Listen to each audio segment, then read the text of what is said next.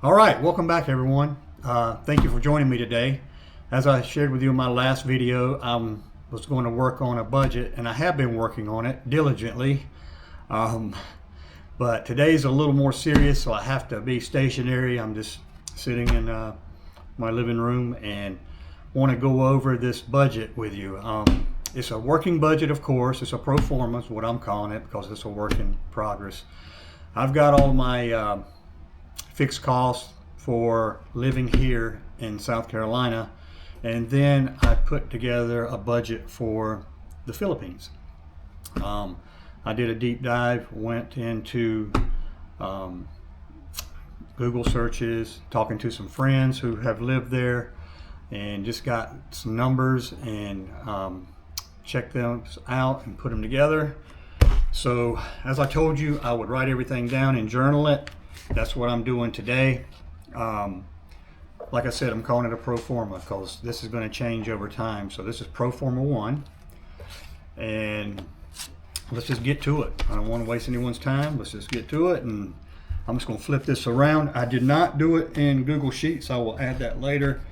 I just wanted to write everything down, get it down, and go over it with you. So I'm just going to flip the camera around, and we can just walk through it. All right. Let me move all my stuff. These are all my topics I'm working on. So I get all that out of the way. But let's just go down. Okay, my hard fixed cost. As you can see, my mortgage is $2,000. All right. Car payment $600. HOA dues, I pay $420 a quarter, so that's $1,680 a year. My comms and Wi-Fi, that would be my phone, my wireless internet, is about $150 a month. Monitoring for security systems, $10. I have that through Wise. I highly recommend their cameras, and their products are really good. WYZE. Utilities. My electric is kind of fixed with Duke Energy here. They charge me $80 a month. That changes sometimes depending on the use. My gas bill runs around $50, water bill around $50. Insurance. We got auto insurance, $140. That's $1,680 annually. Homeowners, $120. My umbrella policy, that's just in case I have an accident and get sued. I have a rider. It covers up to $1 million after my limits pay on my car insurance. That's something I would highly recommend looking into. It's very inexpensive. You just add it on to your auto insurance, and for $40, I mean, it's great policy. Daily life and consumables, my Amazon. I buy everything through Amazon. That's why this number is so high. I cannot go to the store. I hate going to the store. It's just, I buy clothes, I buy toiletries, I buy everything except for food on Amazon. So that's why that number is so high. My grocery bills are $500. I'm a big protein eater. Dining out, $500. Vehicle fuel, $200. Health and wellness, personal care, medicines, about $100. Annual car taxes, $200. And then I got to this point down here, and you can see this number, 170. I'm just going to flip this around. So my plan is to retire at 63, and that'll be February 2029. And not expecting to take my my first Social Security check until March of that year. But I have a gap. If I'm going to stay here probably about 6 months to wrap everything up. I got to sell the house, the car, all the furniture. Everything's got to be done. But I can't be working and doing that too. So when I stop working, I'll have to have insurance. And we know COBRA insurance is very expensive. If you've ever left an employer and they give you COBRA, it's unaffordable. So through the ACA, American, what is that, the CARE Act, it's like Obamacare, I guess. You can go into the marketplace and buy insurance. And what I looked at, I could buy a silver plan. It cost me about $170 to $200 a month. But here's the catch. You cannot, as of 2026, you cannot exceed $62,000. That's the FPL, the poverty level, federal poverty level, I think is what it's called. That is what it's called.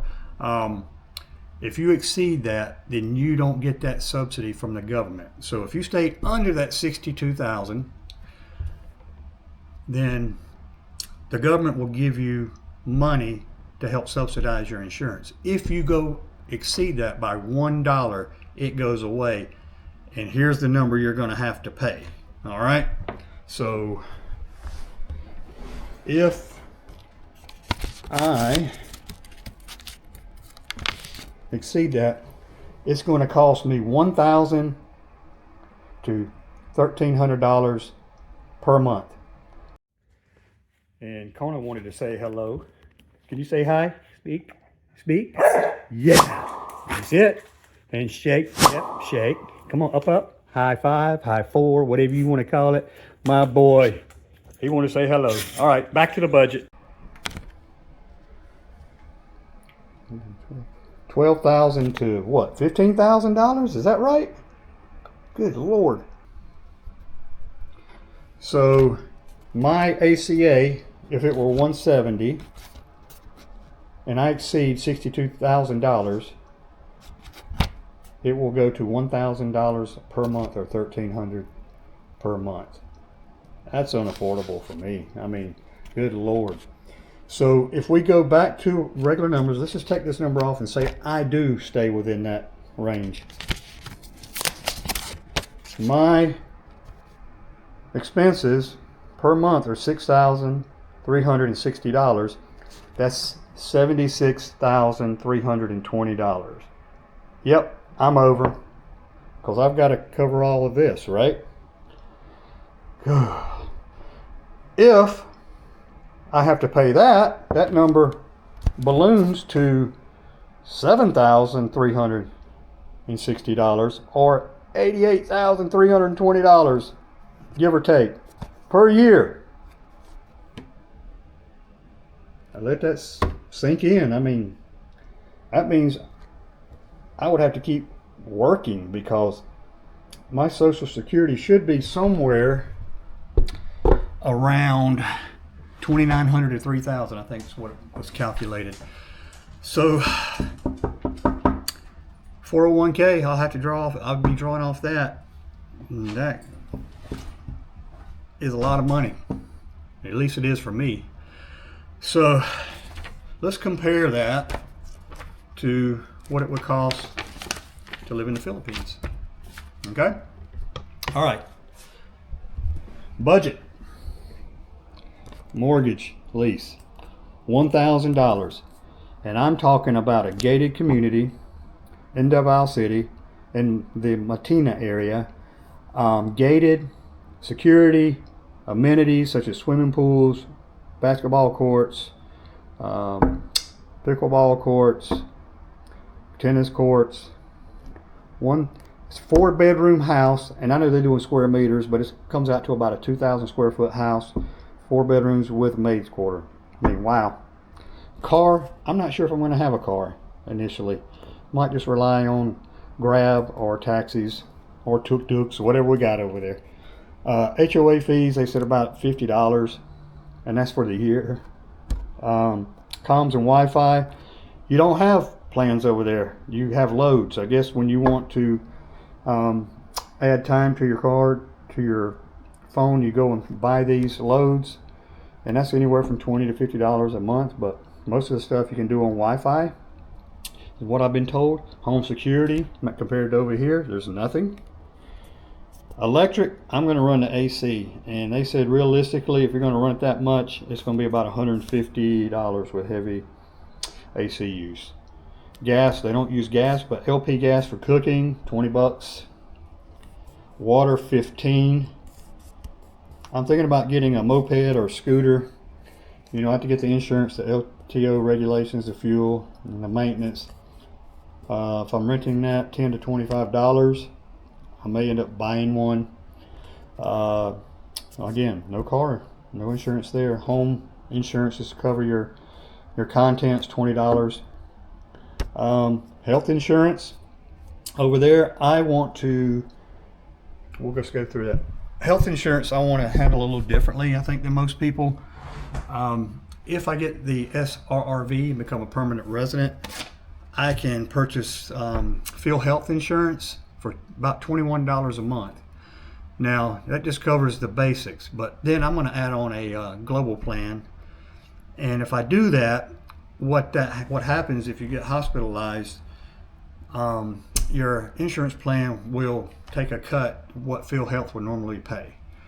So if I have Feel Health, they're going to pay that initial amount, and then my global insurance will pick up the rest. It'll be like a Cigna Global or a Royal Cross. It used to be Blue Cross Blue Shield. And that insurance will cost me about $210 a month. I think I'm going to go with the Royal Cross because they have a direct relationship with Doctors Hospital in Davao. So you just walk across the street if you have any issues and get your bills resolved. So I'm going to do it a little differently. I know people pay as they go. I'm a planner. I hate surprises. So I'm going to go the insurance route, and that'll cost me about $210. The daily consumables over there, I think Amazon is limited, so they use Shopee and Lazada. So I put in $500 because I'm going to be burning through that. Groceries, $250. Dining out, $250. Meds, I looked at the cost of my medications that I currently take. I take 2, be $25. And I just put miscellaneous in here for $200 because I don't know. So you can see there is a significant difference. Over here, I'm going to use the $76,320 because I can't do this. So drum roll, please. Let's see what that number is.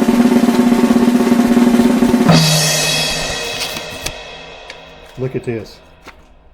$2,761 per month compared to $6,360 per month.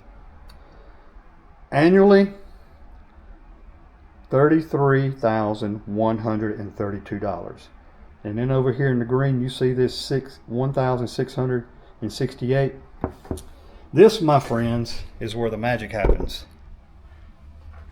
That amount, that $33,132, is completely covered by my Social Security benefit. I don't even have to touch my 401k unless I want to. And that money can stay in the market and continue to grow. And my plans are a little different than what my parents did and grandparents. I'm going to leave a trust. I'm going to leave a legacy for my family so my 2 sons can have generational wealth. I can keep that money growing, and I can just live off Social Security alone. You know, and that's a heavy burden lifted off me because I still want to take care of my family, but I want to take care of myself too and live my best life. And on $3,000 a month, I can live basically in the top 1% in a gated community. Safety is very important for me. I know I could live cheaper, but I'm just different from the average person that goes to the Philippines. I want security. I want comfort. I don't want to struggle. So that is my initial budget. That's the pro forma for, I did this on May 27th. Today is, I started working on it. What's today? I don't even know. That's June 5th. It's a Friday. But when I wrote these numbers down and I got them on paper, it was just shocking to me how well I can live. If I stay in the U.S., and like I said, I'm never going to bash my country. I love it. But I can't afford to retire here. I mean, I'll burn through not only my Social Security benefit, my 401k, I'll have to take draws, and I'll probably have to take more than the average, 4%. And that money will start to dwindle. And I don't want that. I want a quality of life. I want to build wealth. I want to leave something, a legacy for my boys, so their life will be easier and their children's life will be easier when they have them. But let me know what your thoughts are. If there's something I overlooked, I would really like to hear from you. And if you don't mind, just smash that subscribe button, smash it hard, pass it along, share it, like it. Let people know about what's going on with my channel. I'm going to keep trying to provide you with good content. Like I said, I'll be covering things from visas, the different applications, buying property in the Philippines, just all types of topics that I think will be very informative.